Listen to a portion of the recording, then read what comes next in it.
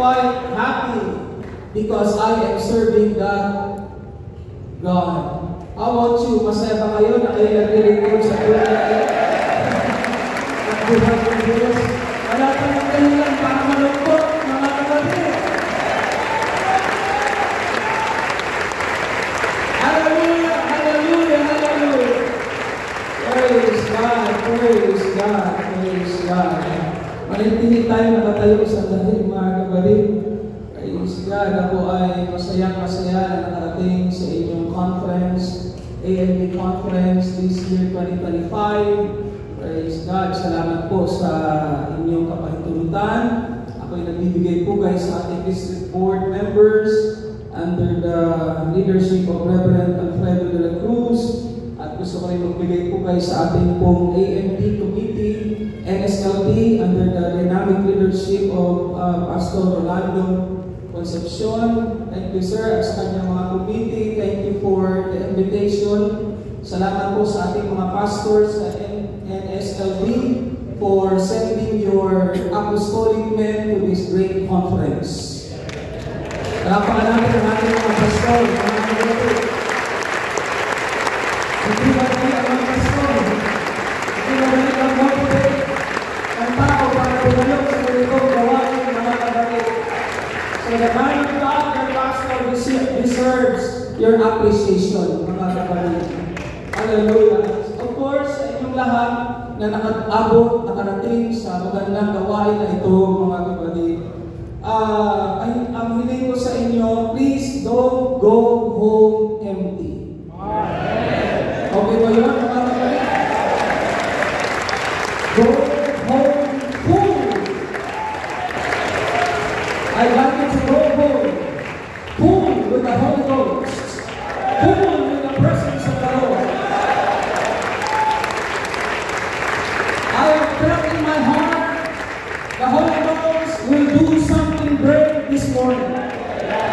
Alam ko kahapon, mga kapatid, napuno na kayo ng salita ng Diyos at presensya ng Diyos. Pero ngayong umagang ito, hindi pa tapos ang Panginoon sa inyo. Hallelujah! Meron gagawin ng Holy Ghost sa ating kalagitnaan. May tagaganap ng iyong puso. Kung meron kang karamdaman ngayong araw na ito, you will go home, my body already here. Okay, hallelujah!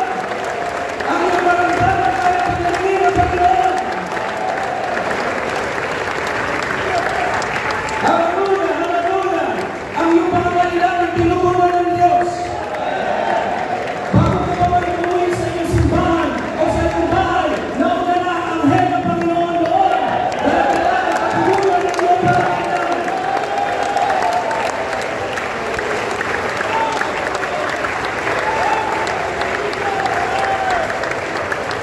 Kaya ang gawin mo ngayon, magpuri ka. Magpasalamat ka. Sumamba ka. Huwag ka still have energy. Huwag ka still have strength.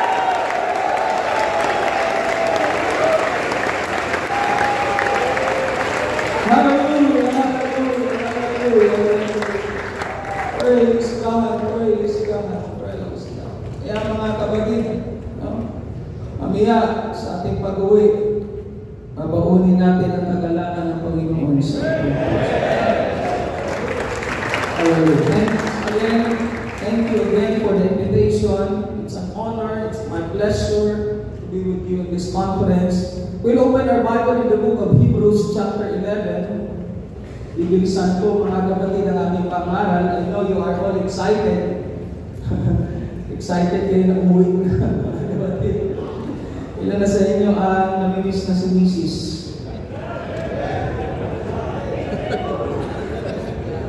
Namimiss na ang mga anak.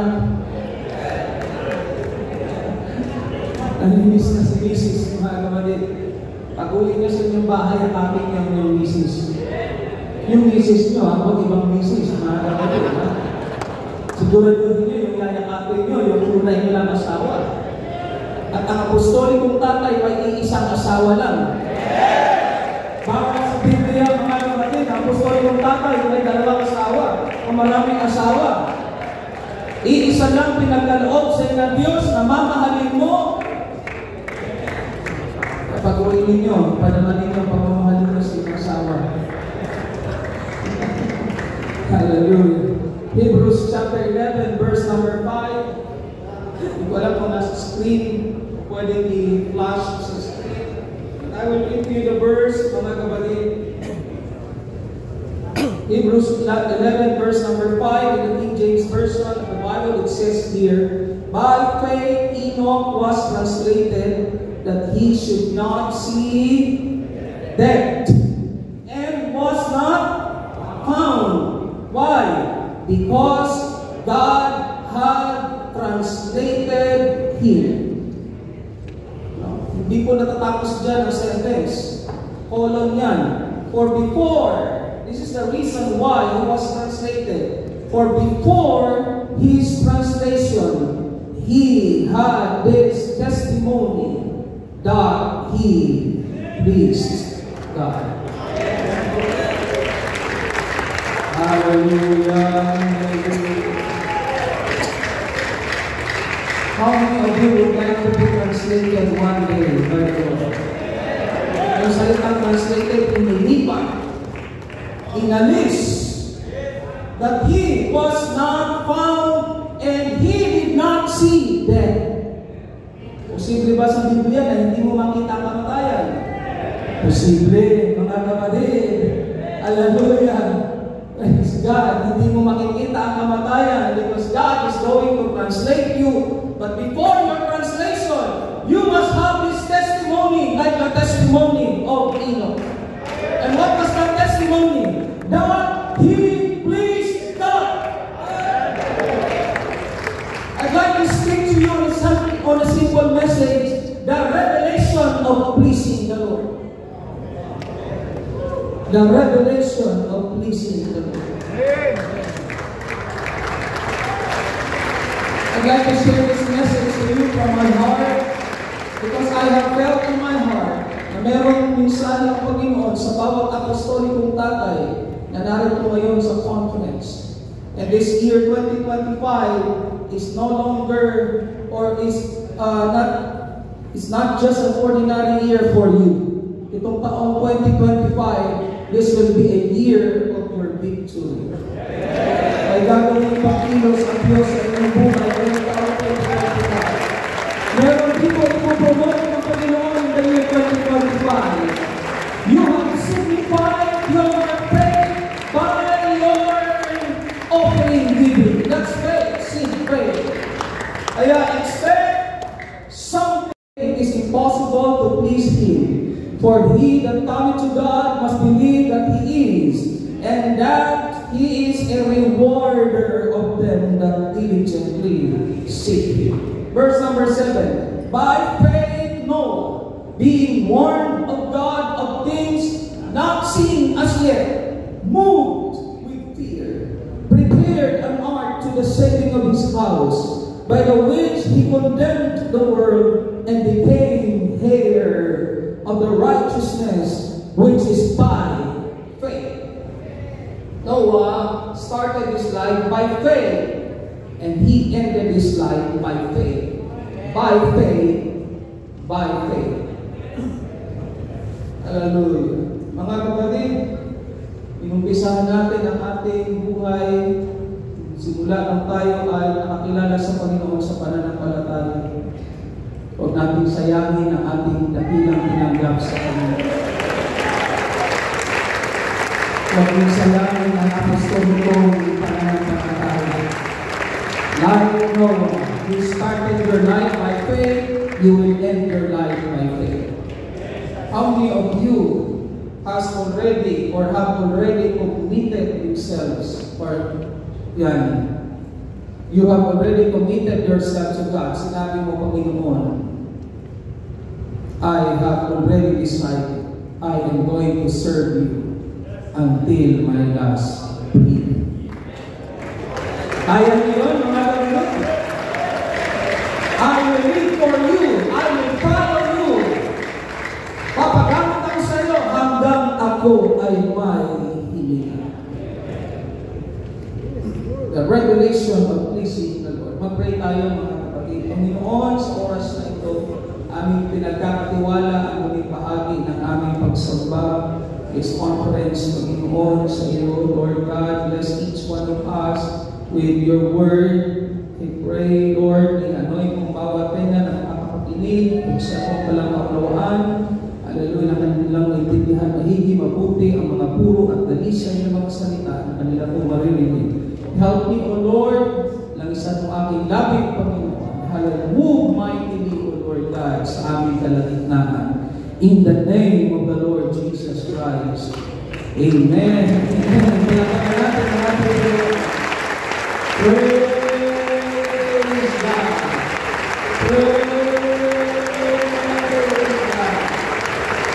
Thank you, Lord. Thank you, Lord. Thank you, Lord. God bless you all. Kayo po makakaupo na mga kapatid. Sa ilang mga sandali, inyo pong ipaliram ang inyong patinig, ang inyong atensyon sa pagtuturo at pangangaral ng mga puro at dalisay na salita ng Diyos. Dahil ang salita ng Diyos sa ating mga apostolikong mga tatay ay napakahalaga. Ang salita ng Diyos sa atin ay buhay. Ang salita ng Diyos sa atin ay kalakasan. Ang salita ng Diyos ay pagpapala sa iyong mga pangailangan. At ang salita ng Diyos ay kagalingan sa iyong karamdaman, mga kapatid. While you are listening to the preaching of the Word, something good is going to happen on you. Merong ginagawang pag-aayos ang Diyos sa iyong katawan at sa iyong buhay habang ikaw ay nakikinig ng mga salita ng ating Panginoon. Ang kailangan mo lang sampalatayanan mo ang kanyang salita and never entertain doubts in your heart. Dahil ang hadlang ay katulad ng bato na maghahadlang para makakilos ang Diyos sa iyong buhay. I remember in the book of John chapter 11. Hallelujah. Sabi ng Panginoon, you know the story. Jesus visited Martha and Mary 4 days after his friend Lazarus died. 4 na araw na si Lazarus napatay nung nagpunta ang Panginoon sa bahay ni Martha and Mary. And Martha and Mary no longer were excited to the coming of the Lord. Nung panahon na kailangan nila si Jesus, hindi dumating ang ating Panginoon. Nung panahon na nasa bingit na ng kamatayan ang kanilang kapatid na si Lazarus, walang Jesus na dumating. There was no rescue na dumating. There was no Jesus. That time when they needed Him most. After 4 days, nagpunta ang Panginoon, mga kapatid. The excitement gone. Hindi na sila excited. Pero sinabi ng Panginoon, Martha, Mary, do you believe that I am life and the resurrection? Niwala ka ba ako ang buhay at ang muling pagkabuhay? Ang sino mang sumampalataya sa akin, bagaman siya'y mamatay, siya'y muling mabubuhay. Hallelujah! Sinasabi ng Panginoon, ako may-ari ng buhay niya. Ako ang may-ari ng kanyang kalakasan. Sa akin ang galing ang tagumpay. Sa akin ang gagaling ang pagpapala. Sa kanyang mga kamay ang gagaling ang iyong promotion.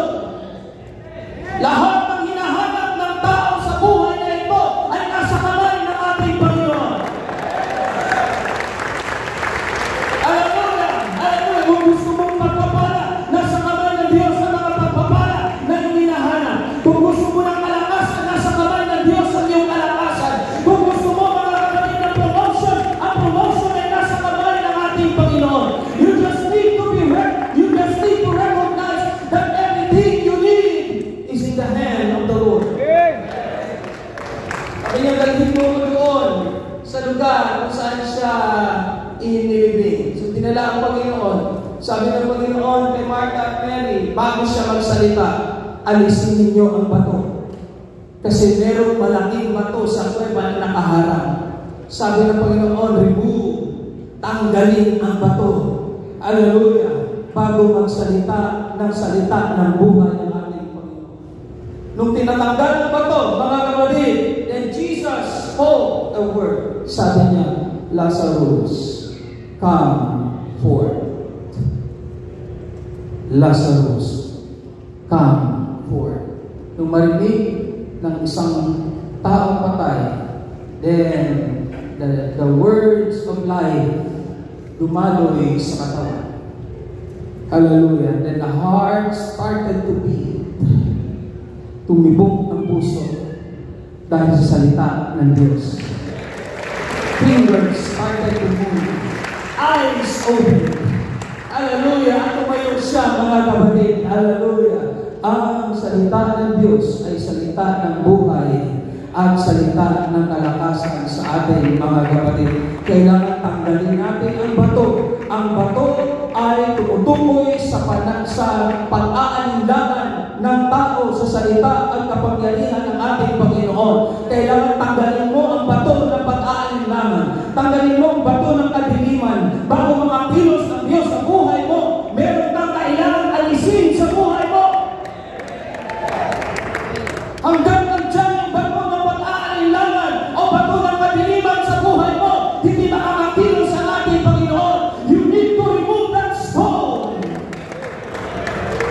Ngayong araw na ito, mga kapatid, hallelujah, bago kayo lalapit sa Panginoon, kailangan tanggalin ninyo ang hadlang na yan, ang mga pagdududa, ang pag-aalinlangan, at kailangan buong-buo ang inyong pananampalataya at buong-buo ang pagtitiwala ng Diyos sa mga pangyarihan. And the Lord is able. Meron siya kakayahan sa iyong buhay. Ilan sa inyo niwala dito na may kakayahan ng ating Panginoon? Ilan sa inyo naniniwala na meron kayang gawin ng Diyos sa inyong buhay? Ilan sa inyo naniniwala na panataya na ang inyong karamdaman ay kayang pagalingin ng ating Panginoon? Hallelujah! The revelation of pleasing the Lord. Pero sa Bible, mga kapatid, salitang chapter 6, verse number 6, sabi doon, not with eye service as men pleasers, but as the servants of Christ, doing the will of God from the heart, with good will doing service as to the Lord, and not to men, knowing that whatsoever good thing any man doeth, the same shall he receive of the Lord, whether he be bond or free. Anong salitang men pleaser sa Tagalog? Anong salitang men pleaser sa Tagalog? Pakitang tao. Ano ba? Pag sa Tagalog, nung binasa ko, mga kapatid, paglilingkod sa paningin. Ang paglilingkod natin sa Panginoon, hindi lang para sa tao kung may nakatingin. At hindi para mabigyan ng kaluguran ang tao. Kapag naglilingkod ka sa Diyos, siguraduhin mo na ginagawa mo yan para sa Kanya. Don't do it for men. Don't do it for somebody. Do it for Jesus. When you give your tithes and your offering, do it for the Lord. When you clap your hands, do it for God. When you sing for the Lord, sing for the Lord. When you jump for the Lord. When you dance for the Lord. Colossians chapter 3, verse number 23, it says there, and whatsoever ye do, do it. Do it. Diyan ba naka-flashback, mga kapatid? And whatsoever you do it heartily as to the Lord. Ano man ang ating gawin natin ng buong puso. Yan ang hinahanap na paglilingkod sa ng ating Panginoon. Kapag ikaw ay maglilingkod, gawin mo yan ng buong puso para sa Panginoon. And not unto men, knowing that of the Lord ye shall receive. Ikaw ay tatanggap ng gantimpala, reward of the inheritance. Why? For ye serve the Lord Jesus Christ. Kapag ginawa mo yan sa tao, ang isang bagay, paglilingkod, ginawa mo sa tao, then you get your rewards from men. You get your appreciation from men. But when you do that thing for the Lord, pag ginawa mo yan para sa Panginoon, He shall receive receive the reward from the Lord. Yung ginawa mo, yun ang magbibigay sa iyo ng gantimpala. Kaya kung ano man ang ating gawin, gawin natin hindi para sa tao, gawin natin ito para sa ating Panginoon. Palagpakan natin ang ating gawin para sa Diyos, mga kapatid. Hallelujah! Come on, do it for the Lord. Do it for Jesus. Hallelujah! Hallelujah! Hallelujah! Hallelujah! Tatanggap ka ng gantimpala kung gagawin mo lahat dyan sa ating Panginoon, mga kapatid. Hallelujah! Diyan pa ba kayo, mga kapatid? You know what? Enoch was mentioned, the name Enoch was mentioned 3 times in the New Testament. 3 beses tinanggit ang pangalang Enoch. Ang ating binasa, Hebrews chapter 11, verse number 5, Enoch. Here the Lord spake often one to another, and the Lord heard him, and heard it, and a book of remembrance was written before him for them that feared the Lord, and that thought upon His name.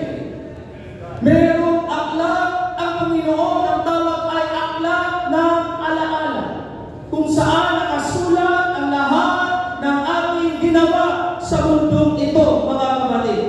Ngayong araw na ito, April 18, 2025, nakasulat sa aklat ng alaala ang iyong gagawin para sa ating Panginoon. Siguraduhin mo na naman natin susulat sa iyo ng Panginoon ngayong araw na ito. At ilalagay ng Panginoon ngayong araw na ito muli na puspos ka at tumanggap ka ng kanyang banal na Espiritu.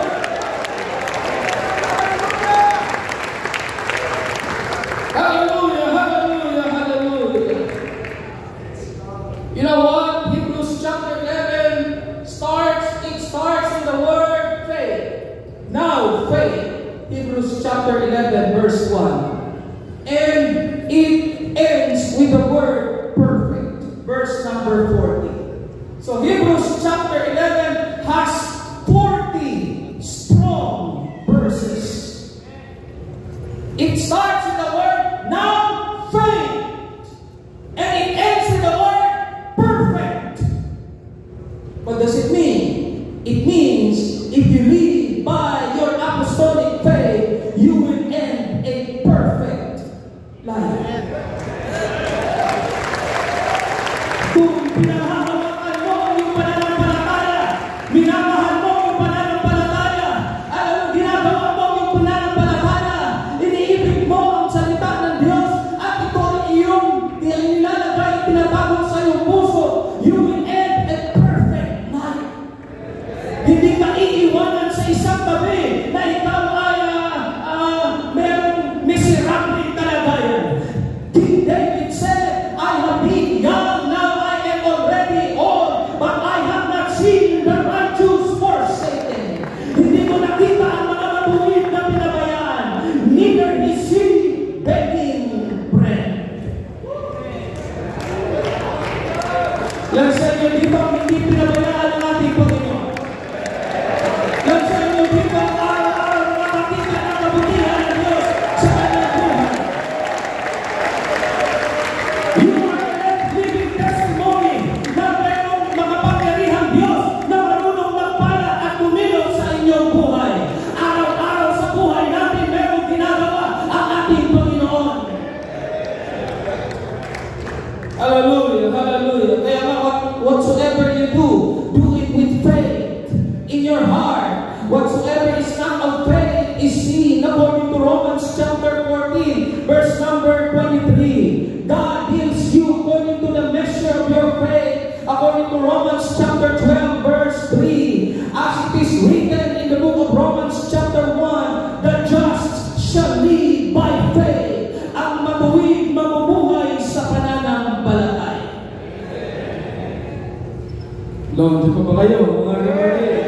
Pagkakunan natin ang Panginoon na ating sinasamba sa oras. Now, what? Enoch was a great man who lived by faith. Hebrews chapter 11, verse number 5. Binasa natin kanina, mga kapatid. Sabi doon, mga nakasulatan, by faith, Enoch. By faith, Enoch was translated that he should not see death. Hindi niya nakita ang kamatayan. Hindi niya naranasan ang mamatay. Hindi, mga kapatid, hindi siya naiburol. Enoch was older. Mas maganda pa sa kanila. Saludo ko sa ating mga apostolic tatay. 80 years old, 81 years old, na nagpili sa paglilingkod sa Panginoon. Alam mo yan, 79 years old, na nagpili sa paglilingkod, hindi bumibitaw, matatatak. Yan ang mga tatay na tunay na naglilingkod sa mga matatak na naglilingkod, hindi bumibitaw sa kanilang pananampalataya. 78 years old, 75 years old, saludo ko sa kanila, sa kanilang ginagawa para sa ating Panginoon. Malaki ang kanilang gantimpala sa Diyos, sa kanilang paglilingkod sa ating Panginoon. But Enoch was older than the apostolic fathers kanina na narito, mga kapatid. 300 plus ang kanyang buhay. Enoch had a mind of faith, pleasing unto the Lord. Meron siyang pananampalataya na nagbibigay lugod sa ating Panginoon. Not weak faith, but strong faith. Hallelujah. Ang mga apostolic fathers, it is very important for us to render a kind of faith that is pleasing in the sight of God. Siguraduhin natin ang ating pananampalataya ay magbibigay kaluguran sa ating Panginoon. Siguraduhin mo na iyong ginagawang paglilingkod, nalulugod ang Diyos, hindi lang ang tao. Siguraduhin mo na iyong mga ginagawa para sa gawain ng Panginoon, nagbibigay ng kaluguran sa pangalan ng ating Panginoon. Dahil yan ang klase ng pananampalataya at paglilingkod na hinahanap ng Panginoon, a kind of faith that is pleasing before or in the sight of the Lord. Siguraduhin mo na kapag pumalakpak ka, nagbibigay yan ng kaluguran sa ating Panginoon. Hallelujah! Clap your hands and praise the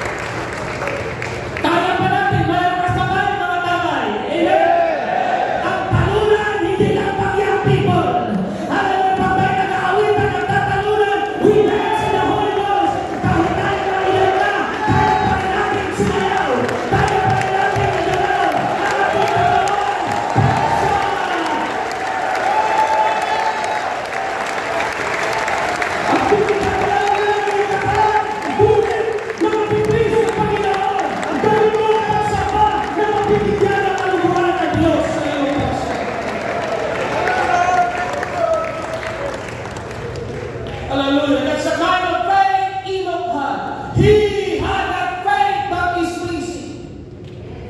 Sabi nung asawa ni David, David, nakakaya ka. Hari ka pa naman. Tignan mo kung paano ka magpuri sa Diyos. You know why? Because David praised the Lord like a fool. Hallelujah! Parang fool, mga kapatid. He danced in the spirit like a fool. He sang like a fool. He raised his hands up like a fool. Kaya manilapatan natin ang antayan. When the Spirit of the Lord is in my soul, I can praise. What kind of praise was that? You praise the Lord like you are a fool.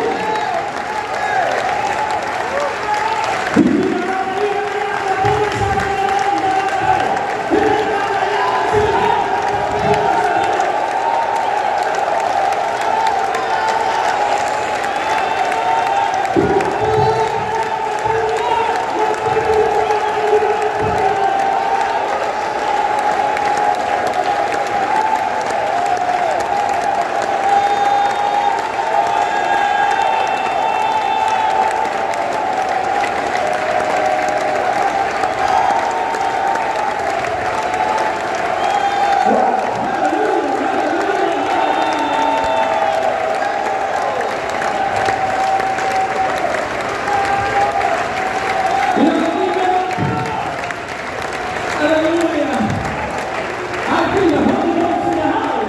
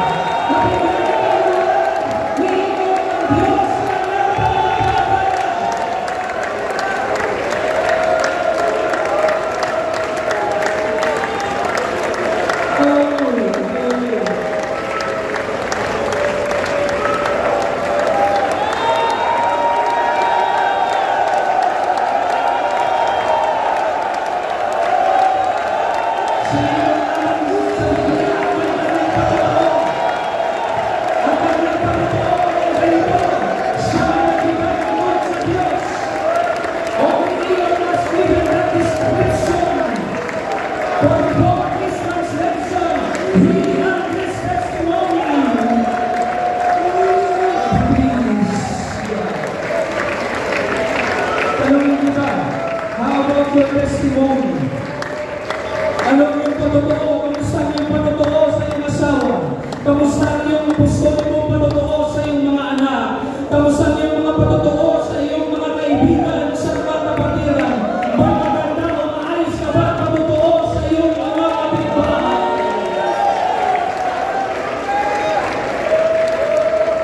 Para magkaroon ka ng magandang patotoo, kailangan pang hawakan mo, tinanggap mo pananampalataya sa Diyos.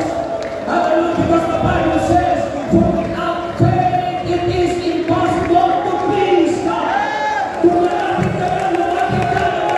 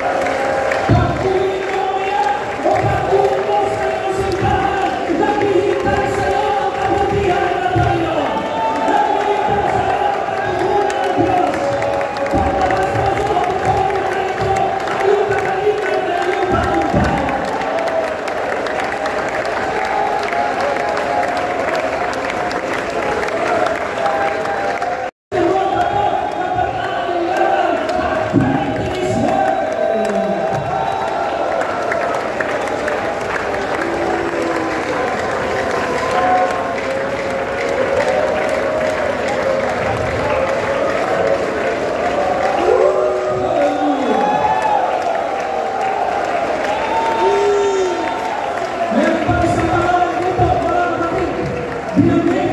So it was chapter 11, verse 7. By faith, Noah. Everybody says Noah. Being warned of God of things not seen, as yet moved with fear. Kung muna kayo sandali. Hallelujah. Ilang sandali na lang, nagkilos ang Panginoon sa inyong muli. Hallelujah. Tingnan kayo lang, mga kapatid. Hallelujah. Bubusugin kayo ng salita at bubusugin kayo ng tubig ng kanyang Spirit. By faith, Noah, being warned of God of things not seen, as yet moved. Faith moves. Ang pananampalataya nagpapakilos sa atin. Yung tao walang pananampalataya, hallelujah, hindi siya kumikilos. Kung meron kang pananampalataya, kikilos ka sa gawain ng ating Panginoon. Prepared an ark to the saving of his house, by the which he condemned the world and became heir of the righteousness which is by faith.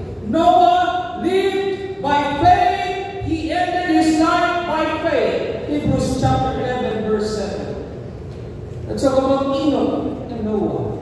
Hebrews chapter 11, verse 5, about Enoch. Verse 6, about faith. Without faith, it is impossible to please God. Verse 7, by faith, Noah. Enoch, about faith, verse number 6, and about Noah. Hebrews 11, verse 7. So si Enoch at si Noah, meron lang isang verse. Enoch has a gap with Noah in only one verse. Verse number 6.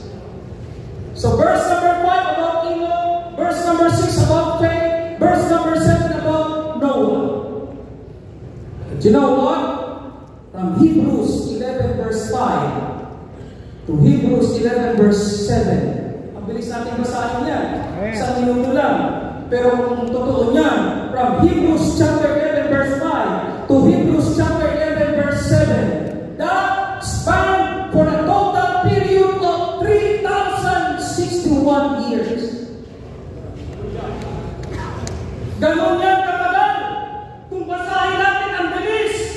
Pero from Hebrews chapter 11 verse 5 to verse number 7, the number of years that span for a long period of time for 3,061 years.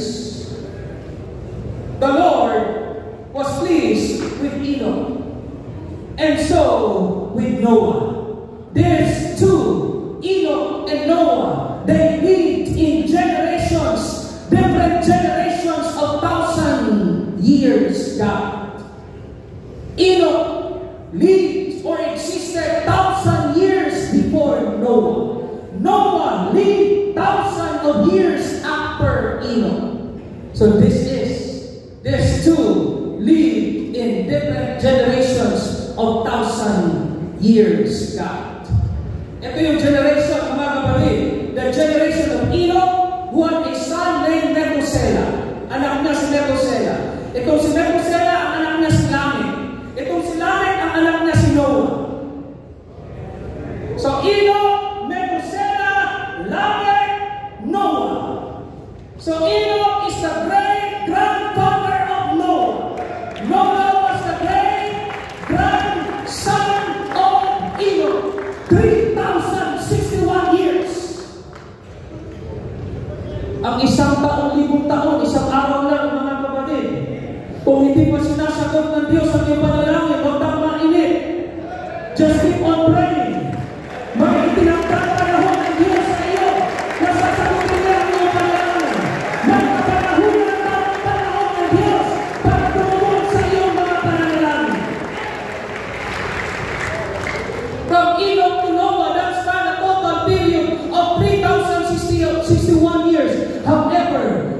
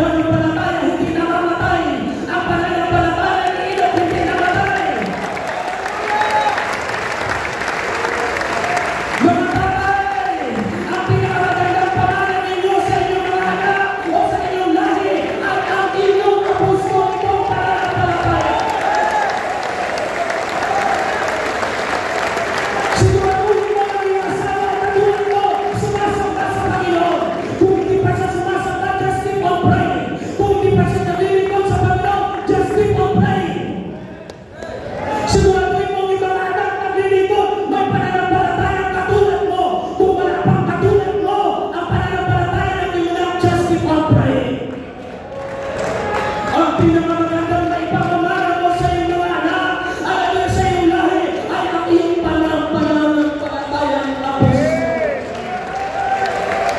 Huwag kang nahihiyak sa iyong pananampalataya. Yan ang kayamanan, yan ang iyong kayamanan na dapat mong ipamana sa susunod na lahi. So what is that kind of faith that pleased the Lord? What pleased God on Enoch? What pleased God on Noah? The revelation of pleasing the Lord. You know, the account of Enoch to Noah can be found in Genesis chapter 5, verses 21 to 32. The genealogy from Adam to Noah. Enoch, sabi doon sa Genesis chapter 5, verse 21 to 24, he lived 365 years. He was 65 years old when he began Methuselah. In verse number 21, and the Bible says in verse number 22, Enoch walked with God. He walked with God. From Genesis chapter 5, verse number 22 to verse number 24, Enoch walked with God. Enoch's best testimony is that he walked with God. Araw-araw, 365 ang kanyang buhay sa mundo. Araw-araw lumalakad siya sa pananampalataya. Araw-araw lumalakad sa katuwiran, sa kabanalan at sa kalooban ng ating Panginoon. Yan ang kalooban ng Diyos sa iyo, mga kapatid. Hindi ka lang Sunday Christian. Hindi natin binibihis at gawin uniform lang ang ating paglilingkod sa Panginoon. Kahit Monday, ikaw ay apostolic. Kahit Tuesday, ikaw ay apostolic. Kahit Wednesday, apostolic ka pa rin. Thursday, Friday, Saturday, Sunday. Ang mga apostolic o mga tatay, sila yung mga tatay na halimbawa sa loob ng bahay at sila yung halimbawa sa loob ng simbahan. Kaya dapat ang palaging nauuna sa simbahan ay mga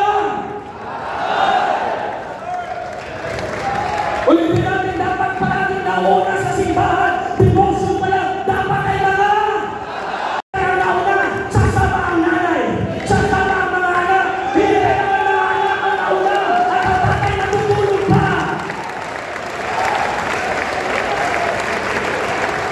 Dapat ang nauna palagi sa simbahan at nagpupuri sa Diyos ay mga dapat ang nauna sa pagbibigay sa Panginoon ay mga dapat ang mga nauna sa pagpupuri ay mga dapat ang kapatid ang nauna sa pagkakapan sa Panginoon ay mga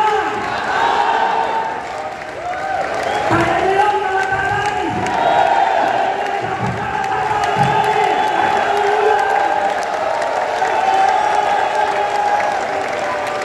Huwag kang paghina-hina, malakas ka pa, alam tayo pa ang tulong mo,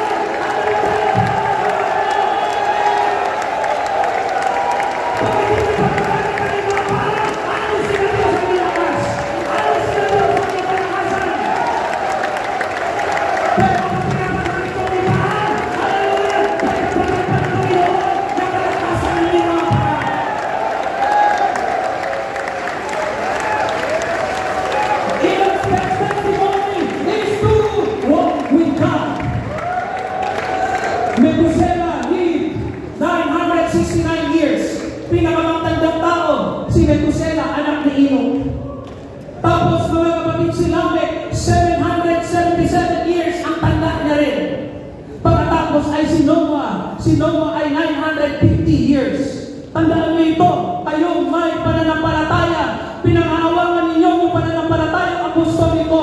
The Lord is going to bless you with long, fruitful life. Yung inyong lahi, pagpapalaan ng Diyos. Ang pagpapala ng Diyos ay nadaloy sa inyong anak. Ang pagpapala ng Diyos ay nadaloy sa inyong apo. Ang pagpapala ng Diyos ay nadaloy sa inyong apo sa tuhod. Hallelujah. The Bible says Enoch and Noah, they walked with God. The revelation of pleasing the Lord. These two great men in the Bible, both of them walked with God. And in walking with God, sa paglalakad mo sa Panginoon, you will either be translated or enjoy the blessings of long life. Dalawa lang mangyayari sa iyo. Pag pinangahawakan mo yung pananampalataya, patuloy ka naglingkod, you will either be translated or you will be blessed with long, fruitful life. One last verse. What does it mean in the New Testament? Galatians chapter 5 verse 25 says, if we live in the Spirit, let us also walk in the Spirit.